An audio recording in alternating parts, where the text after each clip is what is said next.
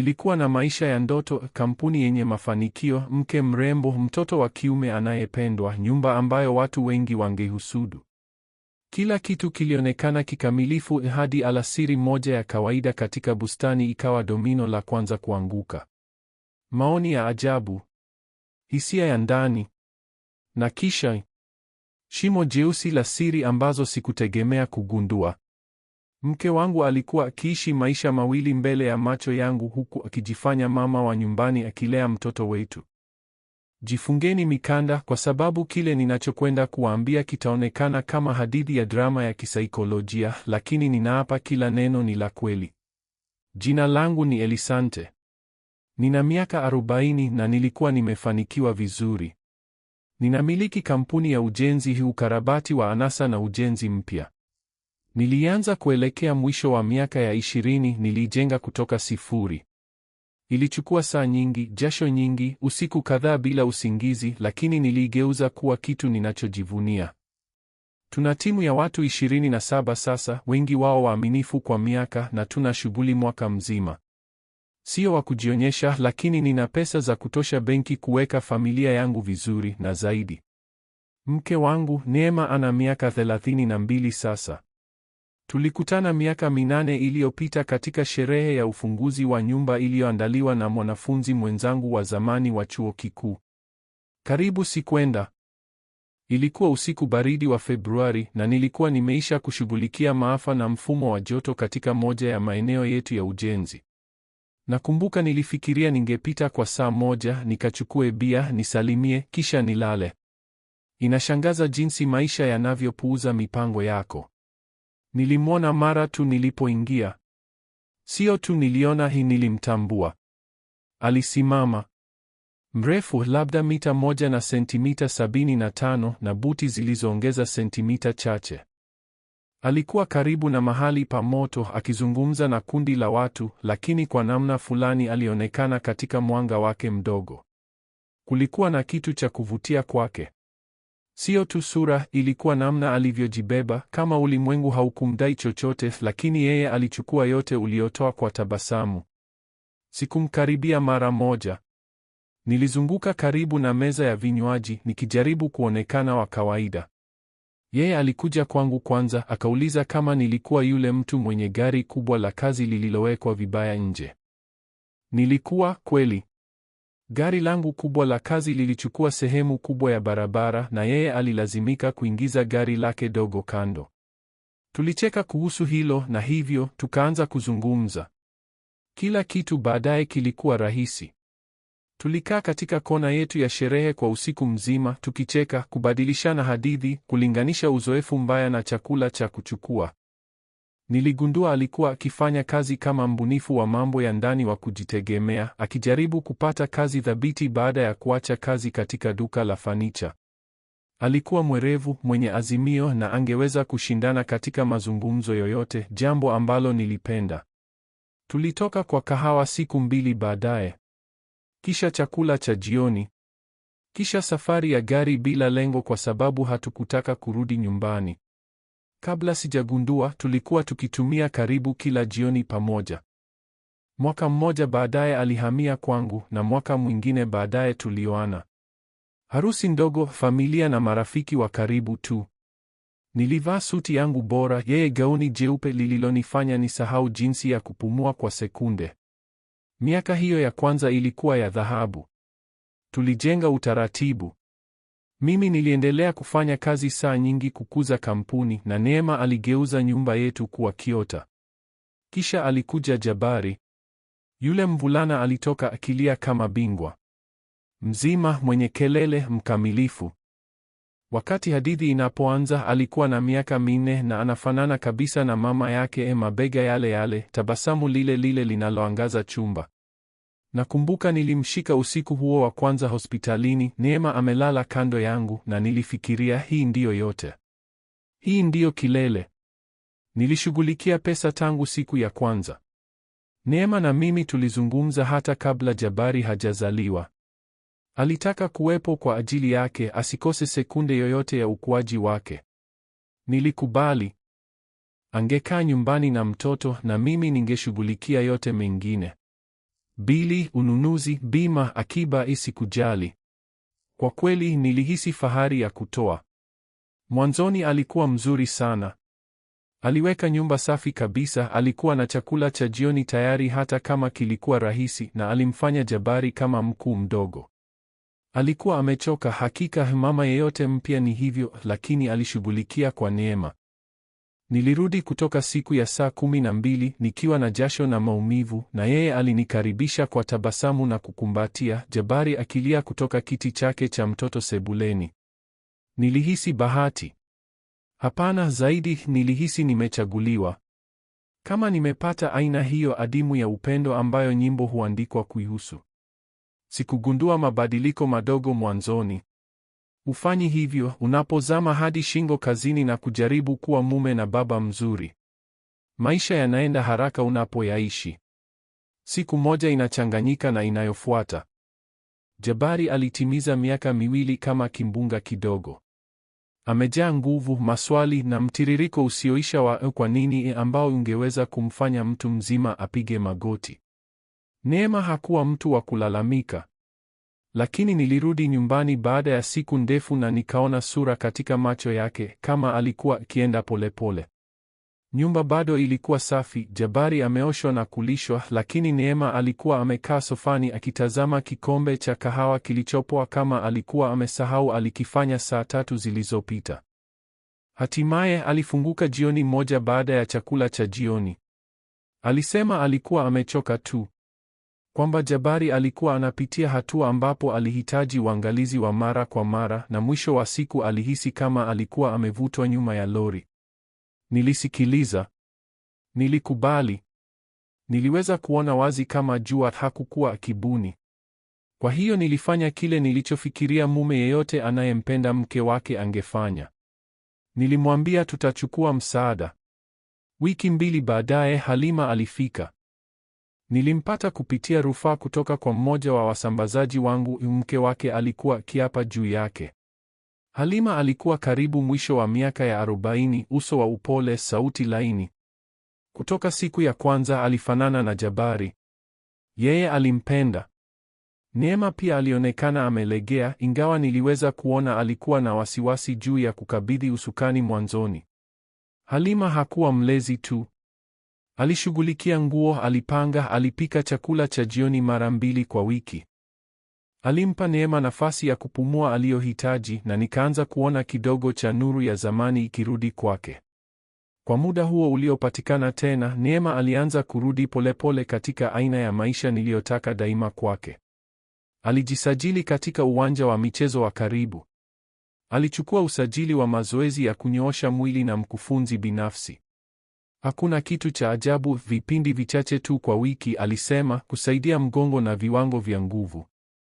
Alianza pia kwenda katika kituo cha ustawi wa mwili katikati mwa mji. Alisema kilimsaidia kupumzika. Vazi lake pia lilibadilika. Niliona, ingawa sikusema mengi. Alianza kununua vitu vizuri zaidi. Mkoba mpya hapa, jozi ya viatu vya juu ambavyo hakuwa akivaa hapo awali. Nilimpa kadi zake za mkopo. Bila mipaka. Bila maswali. Alikuwa na akaunti yake mwenyewe ya benki, sio kwa sababu sikumwamini, bali kwa sababu nilitaka ahisi huru. Alikuwa ameistahili. Alitumia siku zake kumlea mtoto wetu, kushika nyumba yetu pamoja, na hiyo si kazi ndogo. Alistahili kuwa na vitu vyake. SUV ilikuwa wazo langu. Nilimshangaza Jumamosi asubuhi. SUV mpya kabisa nyeupe yenye viti vya ngozi ya rangi ya beige. Pakiti kamili, kamera, navigeta, viti vinavyopasha joto, kila kitu. Neema alilia alipoiona. Alisema nilikuwa nikimharibu. Mimi nikasema sawa. Hiyo ndiyo mpango.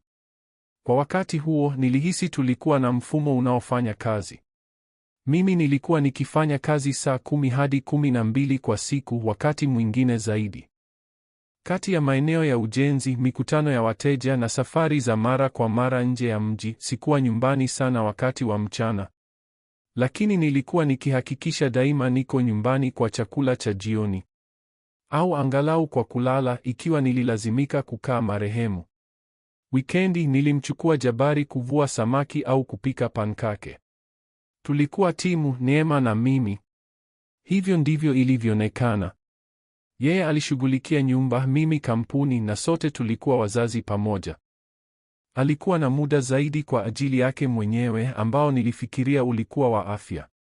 Ni rahisi kupoteza utambulisho wako katika uzazi. Sikuitaka hiyo kwake. Kwa hiyo nilihimiza uwanja wa michezo, chakula cha mchana na marafiki, safari za alasiri wakati Halima alikuwa na Jabari. Ikiwa alikuwa mbali kidogo zaidi ya kawaida mara kwa mara, sikufikiria sana. Ikiwa alirudi akitabasamu na mmea mpya au smoothie mpya, nilikuwa na furaha. Alionekana mwenye furaha. Alistahili kuwa mwenye furaha. Na mimi nilikuwa na fahari ya kumpa hiyo. Ilikuwa Ijumaa kama nyingine yoyote, isipokuwa niliamua kukaa nyumbani. Hakuna ziara za maeneo ya ujenzi, hakuna simu za mfululizo, hakuna kupanda na kushuka gari langu kubwa la kazi nikifuata wasambazaji. Mimi na Jabari tu. Sijui nini kilinisukuma kufanya hivyo. Sikuwa mgonjwa na hakuna kilichokuwa kibaya kazini. Nilimkosa tu mwanangu. Niligundua nilikuwa nimezikwa sana katika ratiba, ankara na usiku wa marehemu, kwamba sikuwa nimechukua siku halisi naye kwa muda mrefu sana. Kwa hiyo nilipiga simu ofisini, nikamwambia msimamizi wangu wa ujenzi ashughulikie mambo, na nikamtayarisha Jabari kwa siku ndogo ya baba na mtoto. Tulianza katika bustani. Bustani ya kawaida tu, kilomita chache, aina yenye nyasi laini na nyavu za kupanda ambazo watoto hupenda. Baada ya kama saa moja niliuliza kama alitaka kitamu. Alitabasamu akakubali kama nilikuwa nimempa zawadi kubwa.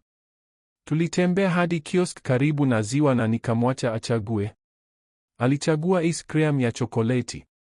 Tulikaa kwenye benchi ya mbao chini ya miti yenye kivuli, yeye akizungusha miguu na kujichafua kidevu chenye kunata. Nilicheka na nikamwambia angalie au tungelazimika kumosha kwa bomba kabla ya kupanda tena gari. Kisha akasema ghafla, kama ilikuwa sentensi ya kawaida zaidi duniani, mjomba Jabir anasema aina hiyo ina kemikali. Nilisimama. Nini hii? Niliuliza nikiwa na mshangao zaidi kuliko wasiwasi mwanzoni. Mjomba Jabir anasema aina hii si nzuri. Ice cream nyeupe ni bora. Hakuzidi kueleza zaidi. Ana miaka 4. Watoto husema vitu vya ajabu kila wakati. Marafiki wa kufikiria, wahusika wa katuni, hadithi wanazobuni vichwani mwao. Lakini kitu katika namna alivyosema, jinsi ilivyokuwa ya kawaida na halisi, ikilinibakia ndani kama jiwe ndogo katika buti. Katika safari ya kurudi, sikuweza kuacha kukiwaza. Hatuna mtu yeyote katika familia anayeitwa Jabir. Hakuna rafiki yangu anayeitwa Jabir. Sikumbuki Neema amewahi kutaja Jabir. Hakika sio mjomba Jabir. Jambo la kuwa katika ujenzi maisha yote ni kwamba unakuza hisia ya matatizo kabla hayajaonekana. Tulipofika nyumbani, Neema hakuwepo. Halima alisema alikuwa akifanya kazi za nje. Sikuuliza ni za aina gani. Nilikubali tu na nikamsaidia Jabari ajisafishe. Baadaye jioni hiyo, baada ya chakula cha jioni na kuoga, baada ya Jabari kulazwa na Neema kurudi nyumbani akiwa na tabasamu na mkoba kutoka dukani, nilikaa sofani nikijifanya natazama programu ya ukarabati. Yeye alikuwa akizungumza kuhusu msongamano na jinsi mishumaa ilivyokuwa ghali sasa. Nilikubali katika sehemu sahihi. Nilicheka nilipopaswa. Lakini kichwa changu kilikuwa mahali pengine. Karibu saa 3 usiku alipanda kwenda kuoga. Nilisubiri maji yaanze kutiririka, kisha nikachukua simu. Nilimpigia Asha, msaidizi wangu. Yuko nami tangu kampuni ilipokuwa na wafanyakazi 2 tu na ofisi ya trela iliyochakaa. Ananijua bora kuliko wengi. Habari, nilisema, nahitaji uchunguze kitu kwa ajili yangu. Pumziko, kisha sauti yake ikarudi kali zaidi. Sawa. Aina gani ya kitu? Nahitaji mpelelezi binafsi bora unayempata mjini. Bila maswali. Wasiri. Pumziko lingine. Nitakutumia orodha kesho asubuhi mapema. Hapana, nilisema. Leo usiku. Hakuuliza kwa nini. Alisema tu nipe dakika 20. Dakika 20 baadaye nilikuwa na jina, namba na pendekezo thabiti. Mstaafu wa vikosi vya usalama wa siri, mzuri katika ufuatiliaji. Nilipiga, nikaacha ujumbe wa sauti, na alasiri iliyofuata tulikutana nyuma ya bari. Alijulikana kama Daudi. Mwenye upara, mnene, alikuwa na namna ya kimya ya kuzungumza inayokufanya uinamishe. Nilileta folda yenye picha za Neema, ratiba yake, namba ya gari, kazi za nje za kawaida na sehemu alizopenda. Nilimpa hundi kubwa ya kutosha kufunika mwezi mmoja wa kazi. Bila mipaka ya bajeti. Nilimwambia ninataka masasisho ya kila siku, picha, maeneo, nyakati. Haikuwa muhimu jinsi ilivyokuwa ya kawaida. Nilitaka yote. Aliuliza, una uhakika unataka kuendelea? Nilimtazama machoni na nikasema, fanya kazi tu. Jioni hiyo nilirudi nyumbani, nikambusu Neema kwenye shavu na nikamwambia nilikuwa na siku ya mapema kesho. Alitabasamu, akajiegemeza kwangu na akasema angepika pankake asubuhi. Nilitabasamu kurudi. Na kisha nilisubiri. Daudi hakupoteza muda. Ni jambo nililodhamini kwake. Hakuna upuuzi, hakuna mapambo. Matokeo tu. Siku 2 baada ya mkutano wetu katika bari, nilipokea sasisho la kwanza. Picha chache. Hakuna kilichokuwa cha kulipuka bado, Neema tu akipanda SUV, akiegesha karibu na kahawa upande mwingine wa mji, akiingia, akiketi karibu na dirisha. Siku moja baadaye hakuwa peke yake tena. Mtu huyo alikuwa mrefu, mwenye nguvu. Nywele nyeusi, amenyolewa vizuri. Labda katikati hadi mwisho wa miaka ya 30. Kutoka pembe za picha niliweza kuona hawakuwa marafiki wa kawaida tu. Walikaa karibu. Walizungumza kama wanajuana vizuri. Walijiegemeza. Walitabasamu. Yeye alimgusa mkono. Nilizitazama picha hizo kwa muda mrefu. Labda ilikuwa isiyo na hatia, nilijiambia. Labda rafiki wa zamani. Labda alikutana naye kwa bahati na akaamua kusasisha. Labda. Siku tofauti. Mtu yule yule. Neema alimchukua wakati huu. Waliendesha kuelekea kituo cha ununuzi upande mwingine wa mji, kile ambacho hatuendi kamwe. Walitembea pamoja. Yeye alibeba mkoba wake. Walisimama kwa kahawa. Walicheka. Yeye alishika mkono wake. Hii haikuwa bahati. Haikuwa isiyo na hatia. Bado sikusema chochote. Nilimbusu kwa heri asubuhi iliyofuata kama kawaida. Nilimchukua Jabari mikononi na nikamwambia ningerudi nyumbani kwa chakula cha jioni.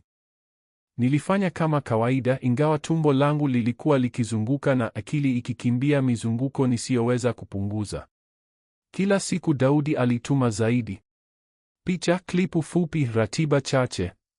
Video moja ilionyesha wakiwa wamekaa kwenye benchi katika bustani huku yeye akijiegemeza kwake. Mkono wake kuzunguka bega lake. Kichwa chake kifuani mwake. Nilitazama hiyo mara 2 ili tu kuwa na uhakika ninaona sawa. Kisha ikaja hoteli. Hakuingia kama wageni. Waliingia kama wanandoa. Hakuna mizigo. Hakuna mikoba. Mkoba wake tu na simu yake mkononi. Walikaa kama saa moja. Walitoka wakitembea polepole zaidi kuliko walivyoingia.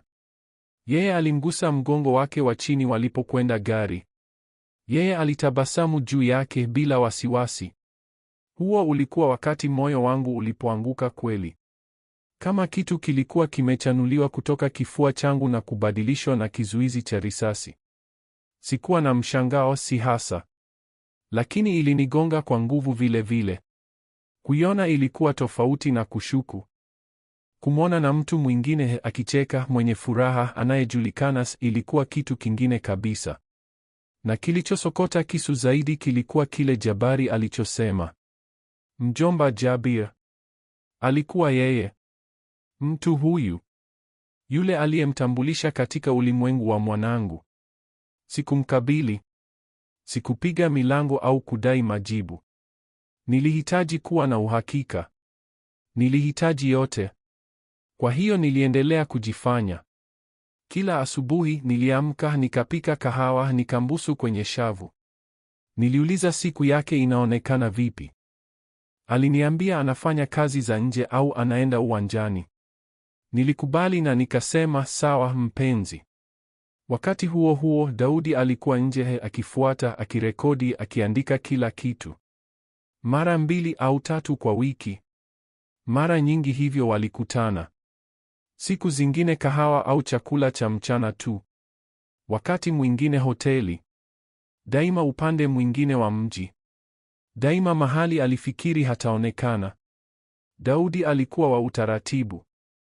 Alianza kurekodi mifumo. Siku za wiki. Nyakati. Migahawa. Kuingia hoteli. Walionekana kama wanandoa katika siku za kwanza. Aina hiyo ya mwanga. Nyumbani alikuwa wa kawaida kabisa.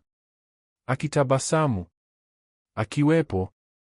Nilimtazama akimbusu mtoto wetu usiku mwema na kumwambia, mama anakupenda zaidi ya kitu chochote.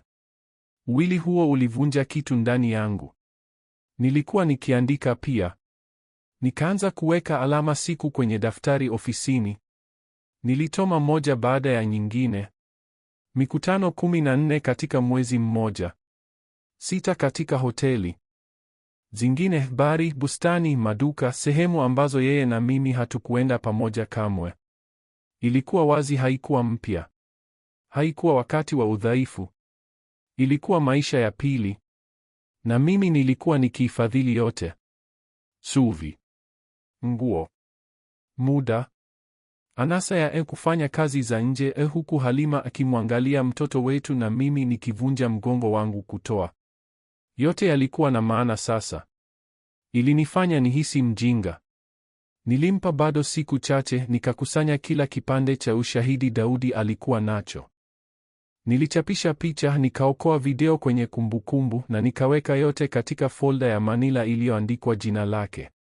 Ilionekana isiyo ya kweli kuandika jina lake kama alikuwa mhusika katika ripoti. Lakini ndivyo alivyokuwa amekuwa kwangu kwa wakati huo. Kesi ya kutatua. Sikusema neno kwa mtu yeyote. Wala Asha. Wala Halima.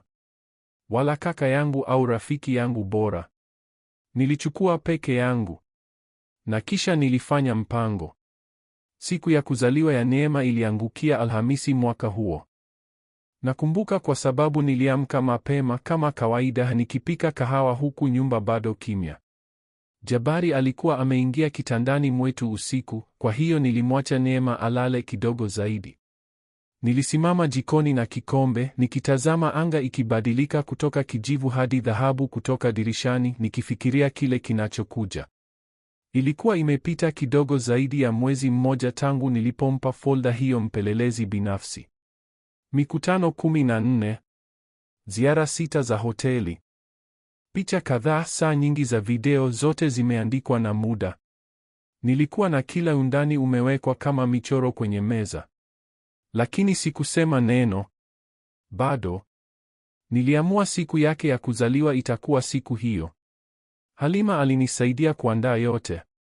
Nilimwambia tutajipikia nyumbani, mimi, Neema na Jabari tu. Niliagiza kutoka mgahawa wake wa kupenda wa chakula cha asili. Alikuwa akipenda tangu tulipoanza kutoka. Halima aliwasha mishumaa na akaandaa meza na sahani nzuri.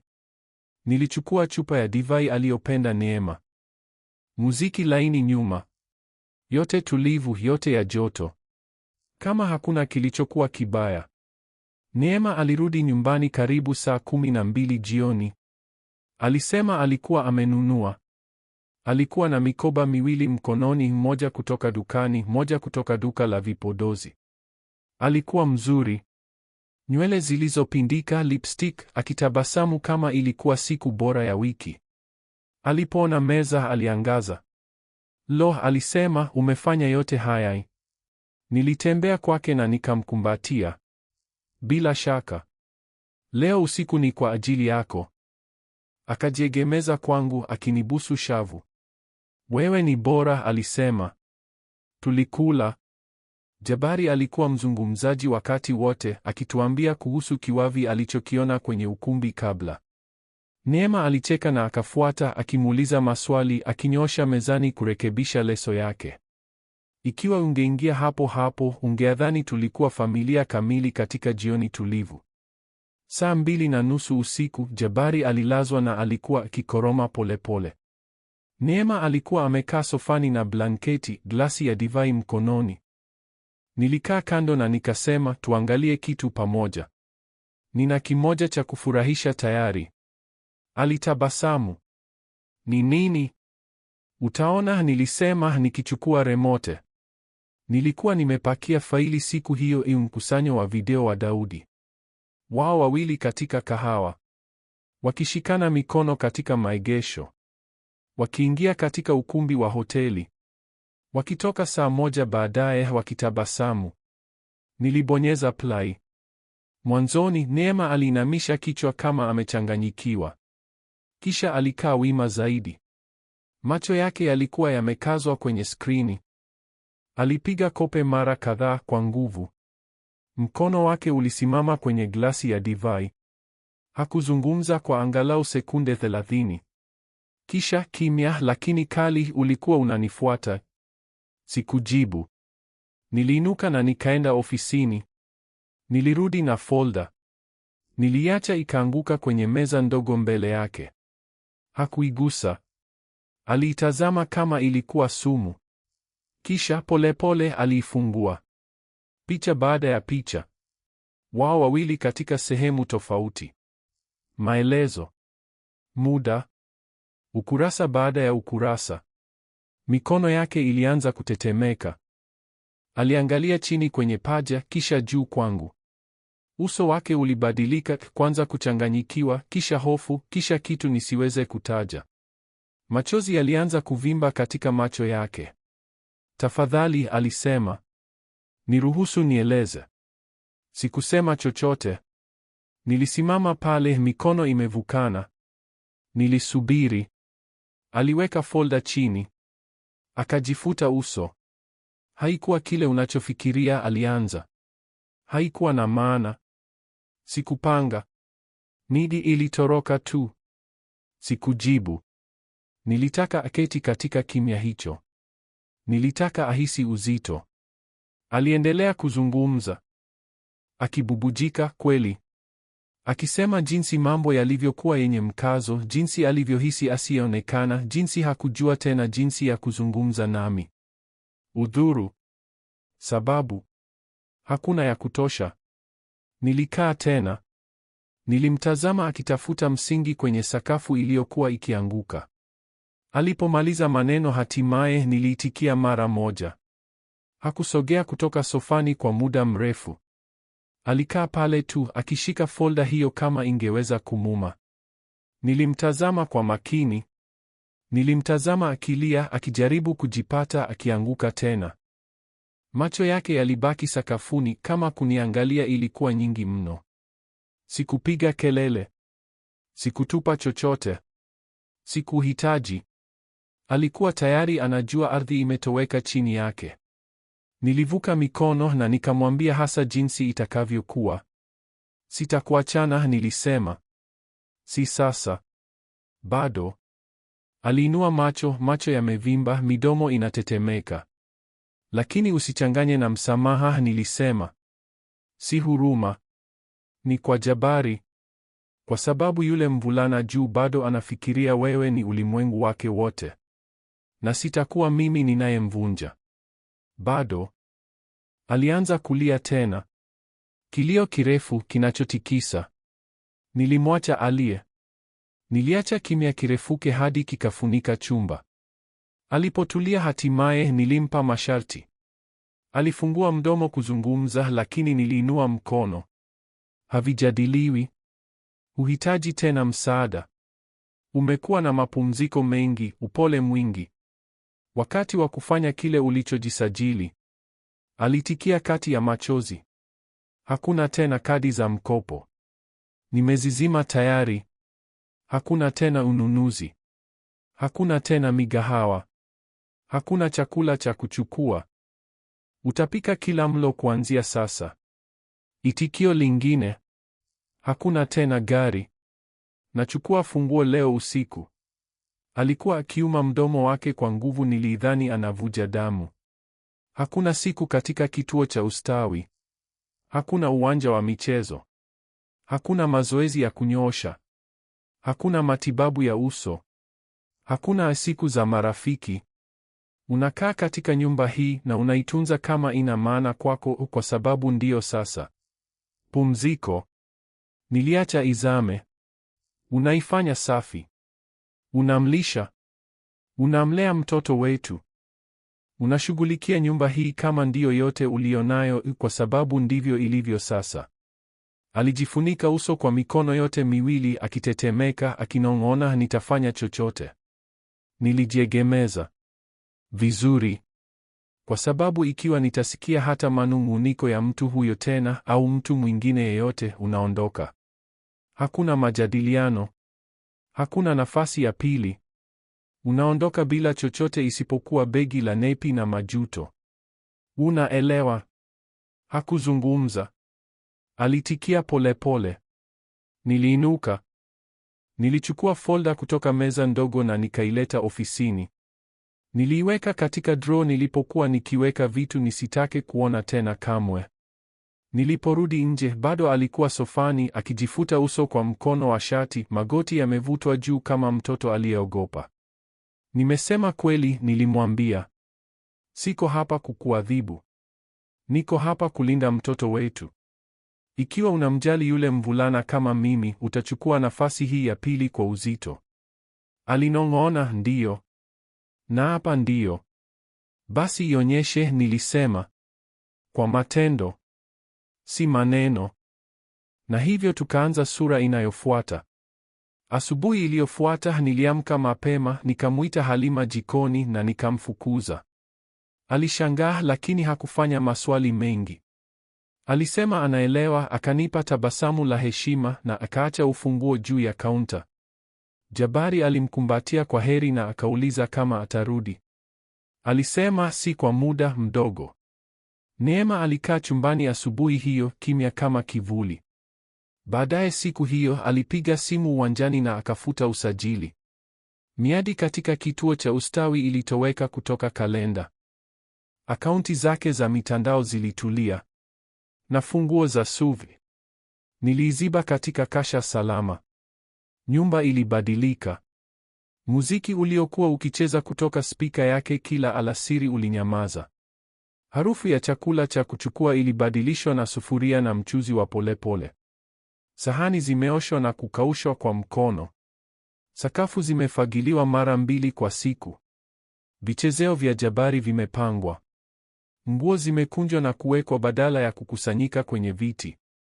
Aliacha kuweka manukato. Alianza kuvaa sweta. Nywele zimefungwa siku nyingi na mikono kidogo ngumu kutokana na usafi wote. Lakini alikuwa yupo. Kwa ajili yangu. Kwa Jabari. Kwa mara ya kwanza kwa muda mrefu niliweza kuhisi anajaribu. Na mimi niliweka umbali. Sikuwa baridi. Kamwe si mkali. Lakini sikuwa laini pia. Nilihitaji muda wa kutazama, kuona kama mwanamke niliyemuoa bado yuko mahali fulani ndani ya yule aliyenisaliti. Sikujua nini kingetokea miezi ijayo. Sikuwa na ramani. Yote niliyokuwa nayo ni makubaliano haya mapya. Makali. Wazi. Yaliyostahiliwa, si yaliyotolewa. Alipaswa kujenga upya kutoka chini. Na mimi nilipaswa kuona kama ningeweza kuamini tena kweli. Mwezi mmoja ulipita. Siku 30 za Neema akifanya kila kitu alichopaswa. Akipika milo mara 3 kwa siku, akiweka nyumba safi kutoka juu hadi chini, akikunja kila kipande cha nguo, hata akipanga vichezeo vya Jabari kwa ukubwa na rangi. Hakulalamika mara moja. Alijiweka busi. Hakuna miadi katika kituo cha ustawi. Hakuna safari za uwanjani. Hakuna chakula cha mchana na marafiki. Ikiwa alitoka nyumbani, ilikuwa kununua chakula au kumpeleka Jabari bustani. Alikuwa daima kurudi kabla ya chakula cha jioni. Aliweka simu mbele, aliacha wazi kama hakuwa na chochote cha kuficha. Hakuifunga. Hata hakuweka kimya. Sikumpata kamwe akiwa na wasiwasi ilipovuma. Siku nyingi alionekana amechoka. Si mchovu kama hapo awali, bali ametolewa kwa namna tofauti. Kama mtu anayebeba kitu kizito ndani. Macho mekundu asubuhi, kama alikuwa amelilia hadi usingizi, lakini aliendelea. Sisemi uongo. Usiku mwingine sikuweza hata kukaa karibu naye. Nilimaliza chakula cha jioni na nikaenda moja kwa moja karakana au ofisini. Nikijifanya busi tu ili nisihisi kimya kati yetu. Sikuwa tayari kusamehe. Hata kuzungumza. Lakini sikuweza kupita mawazo ya Jabari. Alikuwa na miaka 4 tu. Yote aliyokuwa akiona ni mama na baba bado chini ya paa moja. Bado wakimlazisha usiku. Bado wakimbusu asubuhi njema. Hakujua uongo. Ndipo niliamua kumjaribu tena. Nilimpigia Daudi, mpelelezi binafsi, yule yule aliyepata yote mara ya kwanza. Nataka umfuate tena, nilimwambia. Kitu kile kile. Mwezi mmoja. Ufuatiliaji kamili. Hakuuliza maswali. Alisema tu nimeelewa, na akaanza kazi. Ilionekana ya ajabu kumwajiri tena, sio kwa sababu sikumwamini, bali kwa sababu sehemu yangu ilitaka. Nilitaka nikose. Nilitaka Daudi aniambie alikuwa wa kuchosha, wa kutabirika, safi kama Jumapili ya kanisa. Na kwa mwezi uliofuata ndivyo hasa alivyoniambia. Ripoti zilifika kama hapo awali. Picha, maelezo, muda. Lakini wakati huu hakuna cha kutiliwa shaka. Alikwenda sokoni mara 2 kwa wiki. Alimchukua Jabari kutoka kucheza nyumbani kwa jirani. Aliendesha maktaba naye mara moja. Alitembea karibu na eneo na kigari cha mtoto alasiri ya joto. Alisimama kuzungumza na mama wengine wa jirani. Hakuna mabadiliko ya ajabu. Hakuna hoteli. Hakuna miadi ya kahawa. Hakuna simu ya pili. Hakuna mikutano ya siri. Sikumwambia chochote mwezi ulipomalizika. Sikumwambia nilikuwa nimewajiri Daudi tena. Hata sikutaja ripoti. Lakini kitu kilibadilika ndani yangu. Si yote kwa mara moja. Ilikuwa polepole. Kama siku ya kwanza ya majira ya kuchipua baada ya majira marefu ya baridi. Huamini jua, lakini unaona lipo. Huondoi koti, lakini unaiacha wazi. Alianza kuimba tena huku akisafisha. Aliambia hadithi Jabari katika bafu zilizomfanya acheke sana hadi akapumua kwa shida. Alipika biskuti kwa mara ya kwanza katika zaidi ya mwaka mmoja na akaacha moja ya joto kwenye meza yangu na barua ndogo iliyosema asante kwa kuniruhusu nijaribu. Sikugusa biskuti. Lakini nilisoma barua hiyo zaidi ya mara moja. Bado sikuwa na uhakika wa kile kinachokuja baadaye. Sikuwa na mpango zaidi ya hapo. Lakini kwa mara ya kwanza tangu yote yalipoanguka, sikuwa na hisia kama nilikuwa nikiandaa athari. Na hiyo, kwangu, ilikuwa mwanzo. Muda una namna ya kushangaza ya kulainisha mambo, sio kuyafuta tu, kulainisha kingo. Mwaka huo wa kwanza baada ya yote kutokea, nilichukua yote kwa ngumi zilizofungwa. Maumivu, kiburi, hasira, vitu ambavyo sikuwa hata na majina yake. Lakini nilishikilia. Kwa Jabari. Kwa hisia yangu ya udhibiti. Mahali fulani kwenye mstari, nikaanza kuachilia. Si yote kwa mara moja. Si kwa sababu aliniuliza. Pole tu. Kwa asili. Kama unaacha kuona kovu hadi mtu aonyeshe. Nikaanza kumwona tofauti. Bado nilikuwa na mashaka. Hayakutoweka tu. Lakini nilimtazama. Karibu. Namna alivyozingatia hadithi za Jabari. Namna alivyomlazisha na kunong'ona maombi juu ya kichwa chake alipofikiria sisikii.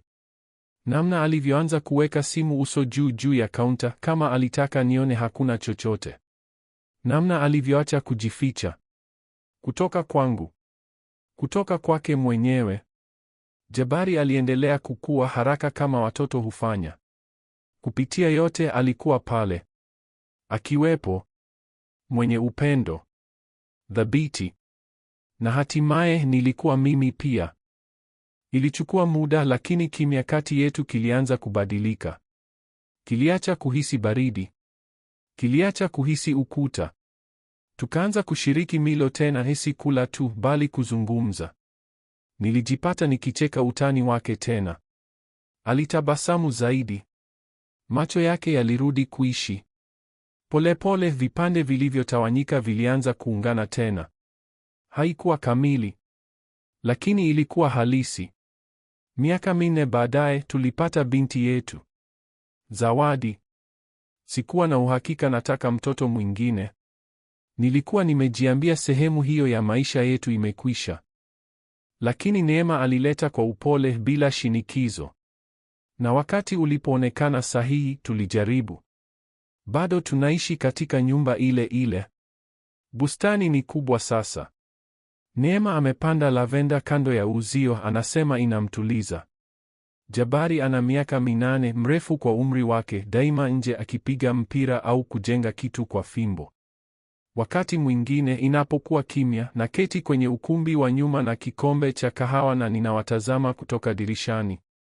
Neema jikoni na Zawadi kwenye ubavu, Jabari mezani na kazi za nyumbani. Inaonekana ya kawaida. Kama familia yoyote katika barabara yoyote hapa nyumbani. Lakini najua kile kilichochukua kufika hapa. Najua moto tuliopitia. Na wakati mwingine ninauliza, ikiwa ningemuuliza Jabari swali moja zaidi siku hiyo katika bustani, ikiwa ningevuta uzi huo mapema, au ikiwa nisingefanya, ikiwa ningepuuza nikatingisha kama maoni yasiyo na hatia, ikiwa ningemkabili mapema sana, ikiwa ningetoka, ikiwa usiku huo ningeondoka badala ya kutoa masharti. Ninafikiria zaidi ya ninavyopaswa pengine. Lakini kisha ninamwona Neema akibusu watoto wetu usiku mwema. Nasikia Jabari akicheka kutoka chumba kingine, naona Zawadi akikimbia sakafuni na blanketi kama joho nyuma. Nahisi joto nyumbani, amani tuliyojenga upya kutoka chini, na nafikiria labda njia ngumu zaidi ilikuwa sahihi. Labda nafasi za pili haziji daima na vipinde. Na labda ndivyo msamaha wa kweli unavyoonekana. Si kujifanya haki kutokea. Kuchagua tu siku baada ya siku kuendelea hata hivyo. Shiriki maoni yako kwenye maoni. Je, ungeweza kumsamehe mkeo baada ya kukudanganya kwa ajili ya mtoto wako? Ikiwa umefurahia hadithi hii, jiandikishe kwenye kituo na utupe like.